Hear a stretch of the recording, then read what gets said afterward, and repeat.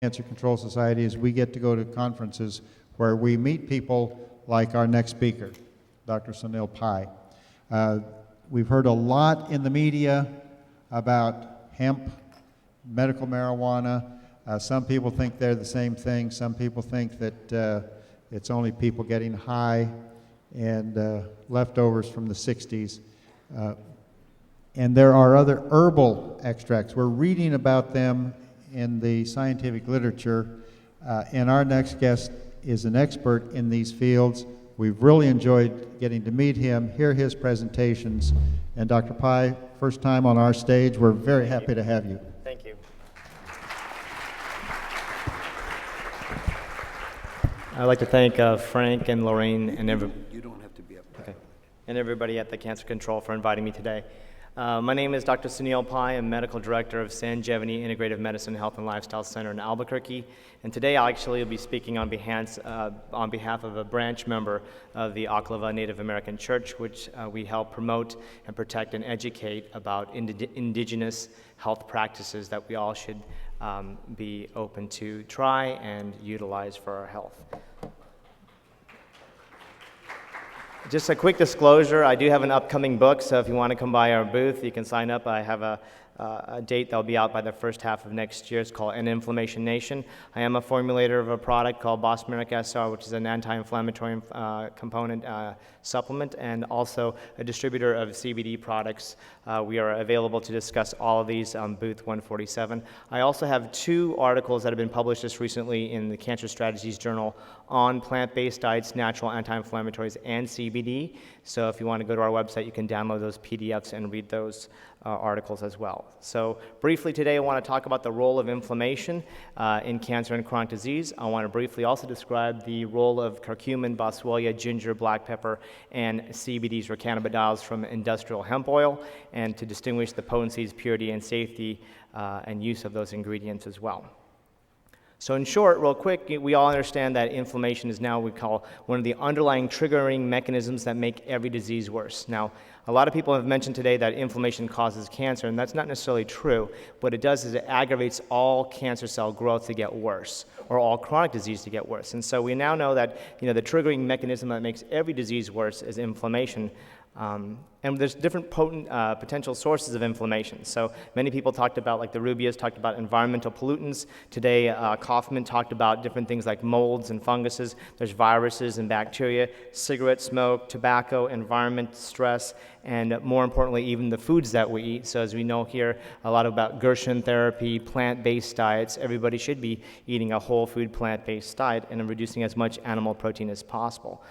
Now, what we look at as the imbalance from my standpoint is looking at going one step further, not only just in immune system support, but looking at what is triggering this chronic diseases and cancer. And we look at it as that's chronic inflammation due to a toxic environment, due to poor dietary lifestyle habits that trigger the onset of chronic diseases and cancer. And so just in short, inflammation is, phlegm or flame or itis. So the body has a certain amount of controlled inflammation. Think of a stove or a fireplace that modulates and regulates the temperature of your food or your temperature of your house. But if it's an uncontrolled fire, if it's out of control, then it becomes a disaster. So the same thing occurs in chronic diseases. So a normal knee, for example, when we have our inflammation of the joint, we call it arthritis. Heart disease right now, we say that the endothelial lining cells are inflamed. Over a period of time, certain types of cholesterol, proteins, and plaques start to build up over time. A normal colon's over here, we call an inflamed colon colitis. All the neurodegenerative diseases like Parkinson's, Alzheimer's, and dementias is chronic inflammation to the brain over decades, and we have different type of protein plaques that come in.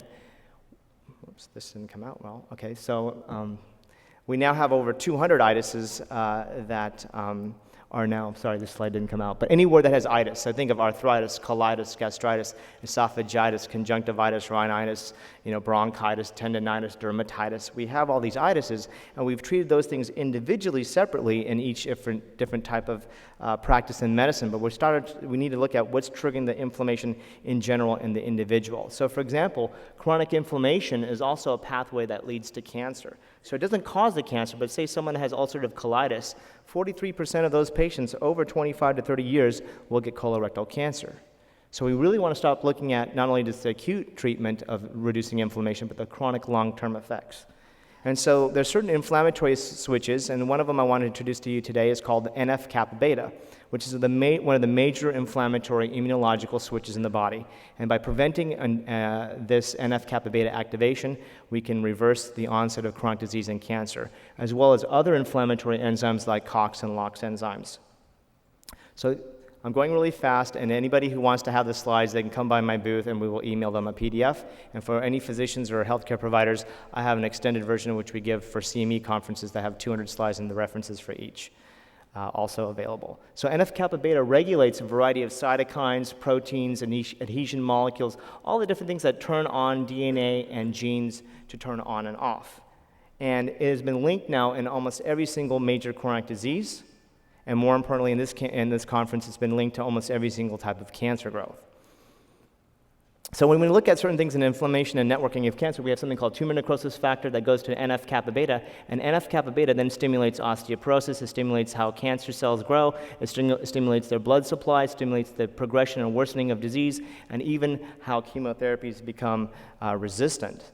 And the role of inflammation is that this NF-kappa beta can go through the progression of the entire lifestyle. So, most cancer cells are anywhere between 10 and 30 years of growth. So even though we see it here, it's usually about 10 years even prior that cell started to become differentiated. And the NF-kappa beta plays a role with the certain enzymes and proteins and transcription factors along the way.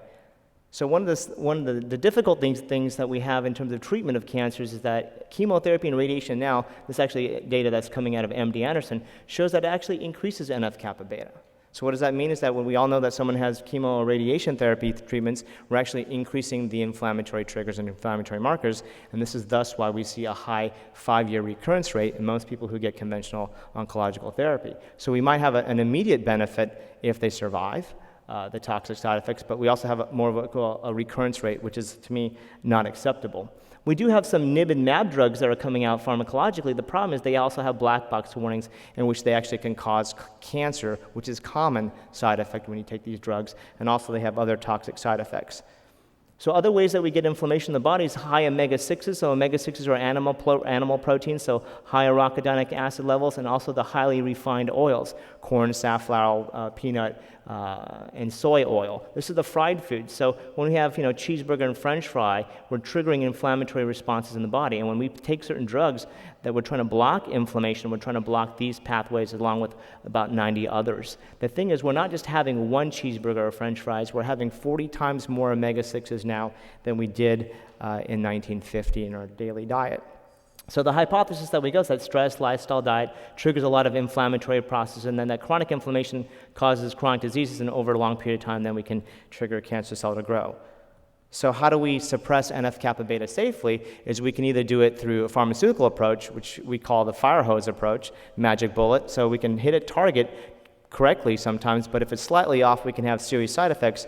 Or I like to take the sprinkler system approach, which is the holistic approach, looking at food as medicine. It works, but has little to no side effects. So the wonders of modern medicine you might know about the NIB and MAB drugs is the following, is that a study just came out recently documenting the cost of these NIB and MAB drugs that are TNF-alpha blockers, for example, and it costs anywhere from $250,000 up to $1.4 million, and the extension of the patient's life may be anywhere from 15 days to 2 months. So we like to look at something kind of more traditional. And since we support indigenous cultures and medicines, we look at Ayurvedic medicine. We know that cancer is a pitta or inflammatory exacerbated condition, and there's 4 ingredients that we specifically look at: curcumin, Boswellia, ginger, and black pepper, that have been shown traditionally in Vedic medicine for thousands of years. And more importantly, we now know something called synergy. Synergy is something that when we put ingredients together, like in Ayurvedic medicine and Chinese medicine, we use formulas, we now see an improved response rather than just giving it only by itself. So I want to first of all quickly go through my favorite, which is curcumin, which is 2 to 5% of the turmeric root. There's over 5,000 publications. There's no reports of death or injury, so just tasty meals. There's 3 parts of the curcuminoids that have been standardized and patented. It has been now shown to block over 97 mechanisms of inflammation. So it's an NF-kappa beta blocker, but also COX-2, 5-log, C-reactive protein, TNF-alpha, and a variety of other 96 other mechanisms. It upregulates and downregulates as appropriate. It also has been shown to affect all tissues: brain, breast, bone, blood, colon, heart. Almost every single tissue has been able to be shown in the clinical studies in animals and in human research to actually have penetration. It's a chemopreventive agent. So those people who take it daily actually can prevent the cancers from growing, even starting. So even in the animal models, we can induce a cancer, and those animals that have been exposed to the curcuminoids will not grow the tumor cells. For those patients who are taking chemotherapy or radiation, it's actually been shown to actually sensitize the tissues to those toxic agents and have a protective effect to the normal cells. So the nice thing about curcumin is it affects all stages of cancer. So it's not just a targeted therapy where if we took a certain pharmaceutical drug, we have to get it at a certain stage. The nice thing is that it affects all the levels of different stages of cancer cell growth. And more importantly, since I'm an integrative physician, we do have a lot of patients who go through just traditional, conventional oncology care. With that conventional oncology care, we now have studies now with almost every single major chemotherapy agent that if it is used along with curcumin, it's a better improved outcome. So we're always looking at how, if someone is taking a toxic therapy, can we make it more targeted, and also can we protect the healthy cells? Same thing going along with radiation therapy. With most cancers, that the same thing has also been shown to be true. And it's through a variety of mechanisms, which I won't cover right now, but we can always go over this later, but it also protects the normal cells, the healthy tissues. So again, we're trying to look at having anti-cancer benefits, but also having some supportive therapies so that we're not getting the toxic radiation and chemotherapy effects.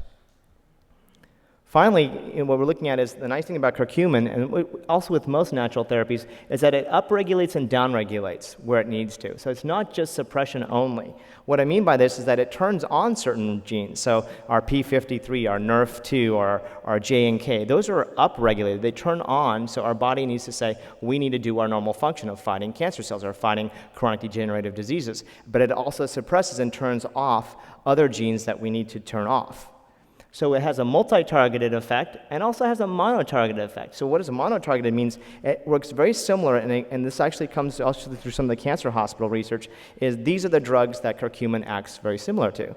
So most of you know TNF-alpha blockers. We know people are taking Humira, Remicade, Enbrel, Avastin, Erbitux, Herceptin, Celebrex, and even Gleevec. So we have now data that will show that it blocks the same pathways without the side effects. And in fact, curcumin has been shown to be an oral bioavailable TNF-alpha blocker, meaning you can take it orally and it blocks just a little bit of 150 milligrams twice a day. Has been shown in human studies to decrease TNF-alpha blocker, which is the parent again to the NF-kappa beta. Even just recently, a study came out on cooking. You know, we use this in our curry all the time in India, in many cultures, and Thai food as well. And cooking it now creates a curcuminoid compound that's been shown to be effective in melanoma patients, one of the strongest anti-melanoma compounds that we can find. So which curcumin is best? Organic, wild-crafted only. Do not take regular turmeric powder unless it's organic. It's a heavily sprayed root crop. It's coming from India, China, and Thailand. 60 to 80% of all turmeric products from 2009 to 2012 has been contaminated with lead. It usually comes in the containers coming from China and India. So you have to be careful that it is tested for heavy metals. If you take it as a food, organic, 1 to 2 teaspoons daily. If it's a supplement, 1 to 3 grams daily in divided doses. The most recognized, the most studied clinically is curcumin C3 complex. It's got 65 human clinical studies on that, and that's the one that I always recommend in my products. Now, you'll hear of newer delivery systems. I have a lot of people come out saying, I'm taking something that's 29 to 69 times more absorbable. It has a soy protein, a phospholipid protein, a nanoparticle to my new improved curcuminoids. And now I'll be coming out in my book, we'll be debunking most of that science because we're measuring metabolites, and those metabolites now in the clinical studies in animals and in human patients show that they have no anti-inflammatory effects. So people are getting less curcuminoids in other products, claiming higher absorption, but not showing any more improvement of efficacy. Frankincense is my second most favorite thing. Frankincense, think of frankincense, myrrh, and gold. Right? The gift of the Magi. And in fact, myrrh is Google, which is an Ayurvedic herb, and gold now is being referenced as turmeric because it was the golden spice, traded more heavily than gold at that time. It's an anti-inflammatory, blocks NF-kappa beta, 5 locks, VEGF, a variety of other cancer and transcription markers, and also has been studied in most body tissues that are susceptible to cancer. Which is best? Organic, wild-crafted only. It's coming from a gum of a resin of a tree, so you have to make sure that they're not using any of the heavy solvents. There's 3 parts of the Boswellia that we use, one called boswellic acids, one called AKBBA, and a newer form fraction that's called polysaccharide. And I have the percentages here. If someone's taking a Boswellia product, it should be standardized, always. We like something called the PS fraction. The PS fraction now has a 20-minute onset of action from the intake, and we have it in a form that gives an 8-hour sustained release. 200 milligrams twice a day if you're using the newer form. Ginger, as we all know, is an important food. There's 1,800 publications on ginger. But it's not just for nausea. It's actually for anti-cancer and anti-inflammatory. So NF-kappa beta, COX, LOX enzymes as well. It's been studied in most of the tissues, bone, breast, muscle, and stomach. It also has been shown to have chemo and protective radiation, radioprotective effects. So those patients who are undergoing chemotherapy or radiation, ginger tea, eating ginger in their diet is a very highly recommended thing, as well as taking it as a dietary supplement. Again, since it's a root crop, always only organic. I can't stress that enough. And most of the products that we look at is after 9/11, all the supplement products are now irradiated. So a lot of people say, oh, I buy turmeric, it's really inexpensive. The turmeric Boswellia product off the internet for $3. It's not the real stuff. You're not going to get the benefit. We have to grow it, and then we have to go through a lot of other regulations so that we don't irradiate the product, so it keeps all its phytonutrients in there. So it's like microwaving your broccoli. You'll lose about 94% of its nutrient value. So we have to ensure what's the difference in how we grow the potencies and purities of these extracts and of these herbs and spices. If you consume it as a food, then consume it as a 1/4 of a teaspoon to 1 gram a daily. I recommend everybody eating that daily, if possible. If you have a ginger product and it's not standardized to gingerols, then I would just eat the food. It's not worth it. So people say, oh, I'm taking ginger powder extract. Eat the food. If you do take a gingerol product, then it should be standardized between 2 and 20%. The higher the percentage, the better. Black pepper, finally black pepper, everybody's eaten black pepper probably for lunch today on their food. There's over 50 publications now on black pepper. Interesting thing is it's an anti-inflammatory, again, magic NF-kappa beta blocker, COX-2 inhibitor. It's an antioxidant and also has anti-cancer benefits. Breast, colon, and prostate has been studied in. And more importantly, everybody probably is well aware of something called bioperine. It's just a standardized patented form of the piperine in the pepper. But it improves the absorption 30 to 60% of whatever you take. And that's why traditionally in Chinese medicine and Ayurvedic medicine, we always use black pepper in a formula, not only for the direct benefits, but for the enhanced benefits of the absorption. That's why we put pepper on our food, so we improve our digestion of whatever we put it on.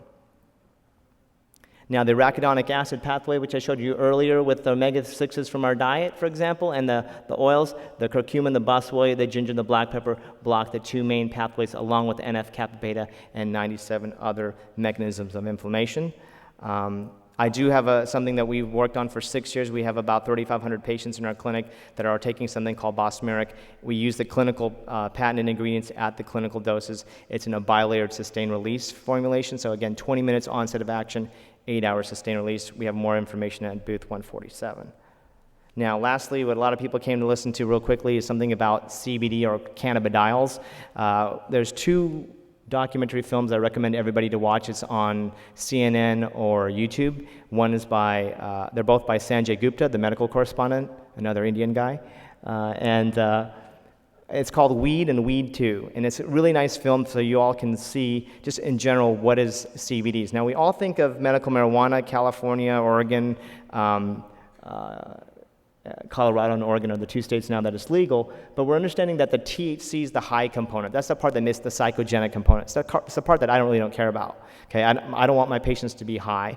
But unfortunately, since marijuana was an illegal drug, what they've done is the breeders of the plant bred the plant to have higher THC and lower CBD, right? So the more high the person got, the more expensive the drug would be. And it got caught up because we were really looking at in the literature, although there's 1,200 publications on cannabis, there's about 1,000 publications on just CBD alone, cannabidiols. And that's the part that has the anti-inflammatory and the anti-cancer benefits.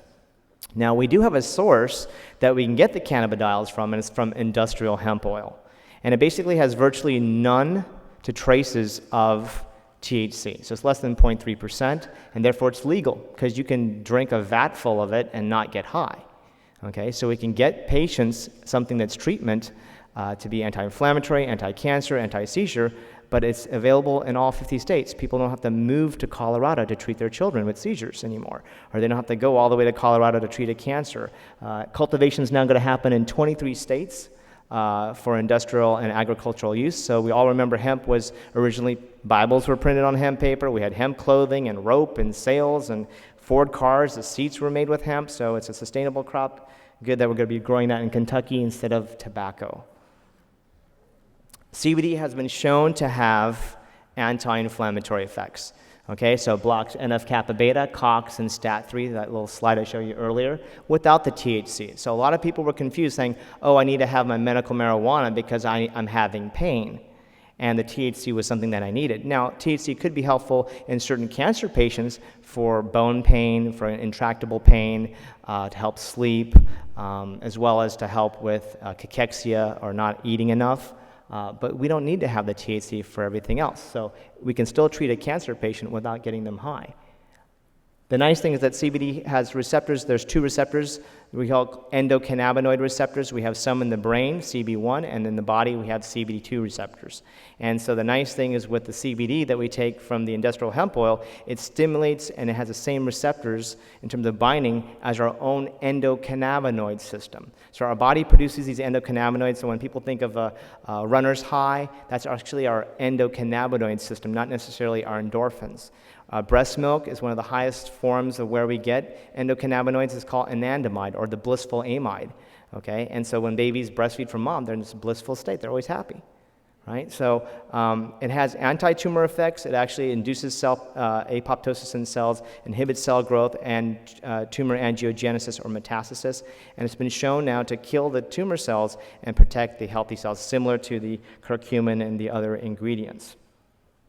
Now, which is best? Which kind of cannabidiol or CBD is best? Well, some people can go to a medical dispensary and get CBD from medical cannabis.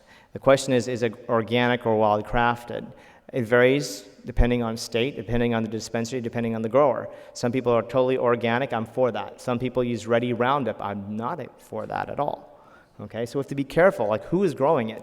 And, you know, although we can get high ratios of CBD from the cannabis plant, it still has THC. So those are the people who have to get a medical card. They have to go to a dispensary. And in certain states, the dispensaries are, I would say, high end. So in San Francisco, they have sometimes the world's best, or we consider the standard of care of dispensaries. I can go in and I can find a specific strain for a specific individual for their condition. In my state, I go there, I have this or that. Okay, and it's not the same strain that they'll say, I read that on a movie, I saw this in a documentary, who's growing it, how do I then take this weed and then make it into an oil? Am I supposed to smoke it? It's a big problem. So the nice thing is that, you know, the cons is that it still has THC, it's illegal still in many states, you need a medical card, and most people, we still carry the stigma. So I prefer my patients not to have the stigma and able to be treated in their home or with physician supervision without any kind of high. There is certain strains that you'll see out here, you'll see on television and websites and stuff that talk about, like the Charlotte's Web that you'll see on the Sanjay Gupta documentary, that is now still coming, not from the marijuana, it's coming from industrial hemp oil. What I like to use is I like to use the THC coming from the hemp oil because there is virtually no THC, it's traces. So they can't get high, it's legal. We can get about 25% CBD, which is pretty good. And the only thing is you need to make sure that the industrial hemp oil is not coming from China, which is a large source. The ones that we like to use comes from Europe. Eventually they'll be grown here in the USA, which also will help with pricing. We want to make sure that they test for bacterial content, molds, pesticides, and also make sure that each batch we're testing for how much THC is coming in the plant so we can still make sure that it's legal and we're not getting high. Dosages, though, since it's not patented, we're not having any kind of clinical studies, so it's hard. There is a clinical drug that's out there. There's companies in Europe that are patenting different fractions, so eventually this will be all pharma run. There's a GMO strain that's coming from Monsanto on cannabis in the country of Uruguay. So we have to be really careful of that. We want to protect our natural freedoms. In summary, though, I just want to say that inflammation plays a role in cancer and chronic disease, NF-kappa beta, COX and LOX enzymes. Curcumin, Boswellia, ginger, and black pepper all have been shown clinically to, in the animal model and in clinical studies in humans, to reduce those inflammatory markers. We can use it safely in conjunction with chemotherapy and radiation for those patients who choose conventional oncological care or not. And we can take it as a food, we can take it as a supplement, and eventually, for good or bad, it will be given as a drug. So thank you. If you have any questions, I'm in booth 147. I'll be here for the rest of the week.